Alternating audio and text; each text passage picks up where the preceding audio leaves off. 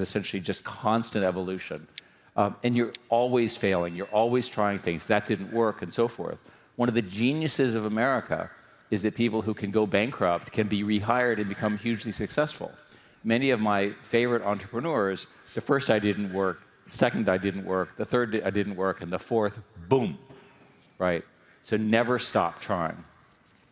On a similar note, when a project is deeply uncertain, but potentially transformative, how do you communicate your vision and guide your team through that uncertainty?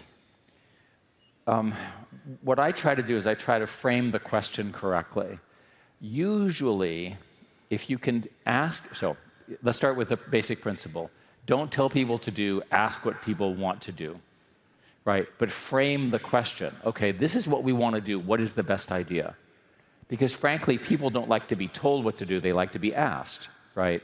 And the key leadership is to frame the question or the goal in such a way that everyone kind of gets it. A simple rule is you have to repeat it at least 20 times before people believe you. So I become very repetitive. Another thing I do, which may be going out of favor because nobody uses email anymore, is I'm constantly writing down, this is what I think, this is where we should do, what do you guys think, and so forth.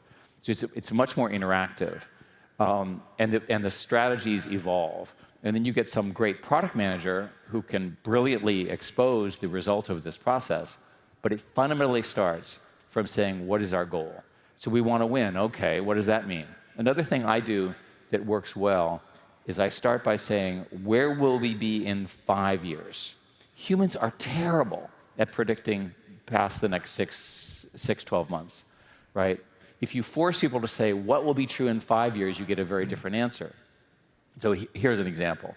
The cost of AI tokens, that is the delivery of queries, is going down by a factor of 10 every year. Amazing. So 5 years, 10 to the fifth, or sorry, 5 to the, you can do the math. It's a very large number. What happens when the cost of my little sonnet is so cheap, it's just everywhere? Right. All in praise of you, Mayor. Of course. What does that mean? Think backward. Almost every business fails to understand the compounding of these technologies. You know, innovation is often referred to as managed chaos. Yeah. How do you explain that sort of juxtaposition, that tension between managing and something that's somewhat organized or ordered and chaos? It has to do with the structure of goals. You want to think a lot about goal alignment. In corporations, it's pretty easy because everybody has stock options, they have a common goal. It's much harder in what you do because there's multiple goals. So if I were you, if I were running the city, which fortunately you're doing and I'm not, I would sit down and say, what are the real goals? Prioritize. Right? Healthcare, safety, economic growth, welfare, inward, and I'd measure them. Set the goals, measure them, articulate them, repeat, repeat, repeat. So how do you protect true innovation from the bureaucracy that inevitably grows around that success and can stifle that same innovation? In software, which is what I've done for 50 years, which is, I think, largely going away because AI is beginning to write software, my simple rule was that 3 people would invent something new, like the Chrome browser or the Android operating system or so forth, and then it would take 1,000 people to finish it. And I kept thinking, why do we need so many people? And there's this constant problem of every team, engineering team, management team, getting bigger and bigger. You want lean teams. The lesson over and over is lean teams. Another example. I have a rule with the companies I'm running now that if we do new things, you can only have 10 people, you can't have 11.